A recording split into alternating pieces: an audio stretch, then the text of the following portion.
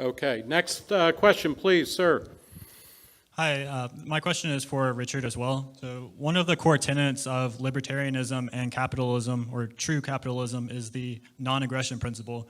So my question for you is, do you think that socialism intrinsically violates the non-aggression principle? And if so, can you explain how committing aggression leads to greater freedom and equality? Okay. Richard? Do you want to do a quick description of the definition of the non-aggression principle? Okay. Or you want me to? Yeah. Sure. So the non-aggression principle is the principle that you're essentially allowed to do whatever you want as long as you do not commit you do not initiate violence against another person. Okay. Thank you. Can I answer for Richard? Well, you know that. Well, no, Richard. I believe Gene. Nick, let's Richard let wants Richard. Me to, Nick, okay, Nick, Richard, you're good with that. Richard wants me to answer. Gene, please. Thank you, Nick. This is Gene Epstein, a one-man show.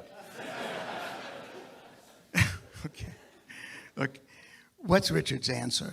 Richard's answer is, well, you know, you're free to starve, you know, under capitalism. You know, if you don't work, if you don't get a job, you're going to starve. You know, I mean, that's aggression. You know, so again, you know, forgive me, but you know, you're coming at Richard from left field because he's going to say that clearly the capitalist system commits aggression because you're going to starve unless you get a job. And then, of course, we have a lot of answers to that. Somehow or other, all the starvation tends to happen in socialist countries, not in this country. But I think I got Richard fired up. He's going to answer you now. You're free to start. I just jump-started. You did. All right. Yeah. Mission accomplished. Yes, this remarkable tendency in a frightened society to assign starvation or deaths. It's the only place in American culture where counting dead people seems to be a way to make an argument. Gene mentioned it before. Now it's starving people. Before he mentioned the disasters of socialism where millions died. What an interesting argument.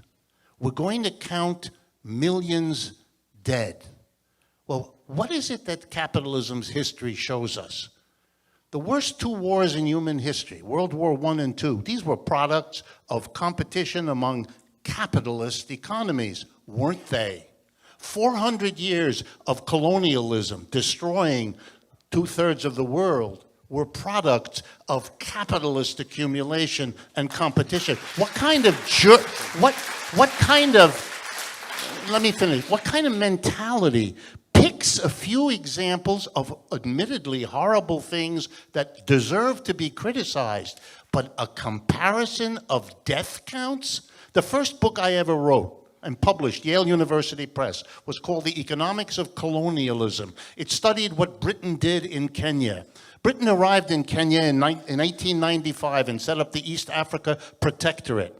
And 30 years later, 1930, when the Depression hit, I studied what happened in Kenya at that time. When the British arrived, they did a census, 4 million people. In 1930, they did another census, 2.5 million people. British colonialism killed millions of people in one small country. Multiply that. If you want to do the death count analysis, which I find bizarre, you're in very shaky ground attacking socialism on the basis of capitalism. And the same kind of cherry picking of your examples came with Gene and kibbutzim in Israel. Do worker co-ops sometimes fail? Of course they do. Do capitalist enterprises sometimes fail? You bet they do, all the time. What is this strange kind of choosing your example? Let me give you a counterexample. In 1956, a group of workers with a Catholic priest in the north of Spain, in a little town called Mondragon, made a worker co-op. The priest led them. 6 workers, 1956. Today, something called the Mondragon Cooperative Corporation has over 100,000 workers. It's the biggest worker co-op on the planet. It is a great success. It's the 7th largest corporation in Spain.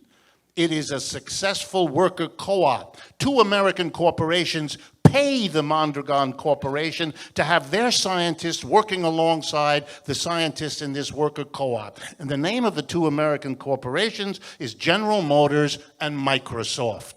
They understand what those worker co-ops can do, even if people here have to pick an example where it didn't work out. It's as if I said, well, capitalism, just look at the Ford Edsel.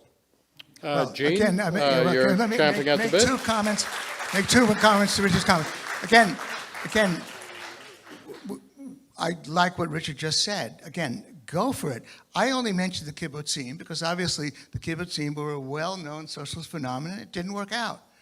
Mondragon did. I was very interested in the worker ownership movement in the 1980s, ironically, by the way, when I was senior economist in the New York Stock Exchange, I was going to all the meetings. We were hearing about Mondragon all the time in the 1980s. 30 years have passed, and we don't have a Mondragon in the US. So I encourage Richard to go for it. Build it.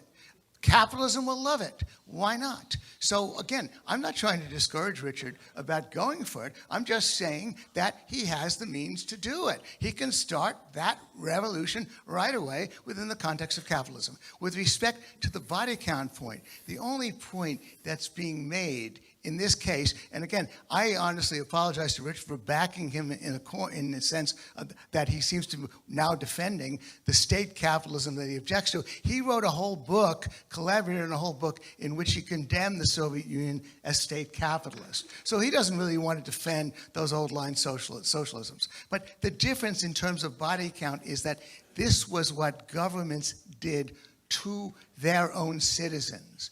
These famines, because they couldn't run the agriculture right. The worst getting on top, lunatic sociopaths like Joe Stalin and Mao Zedong and Pol Pot taking over, and murdering their own people either through the sin of commission or omission. That's the difference. Oh God, of course, the body count with respect to war, 2 million people, killed in Iraq and Vietnam.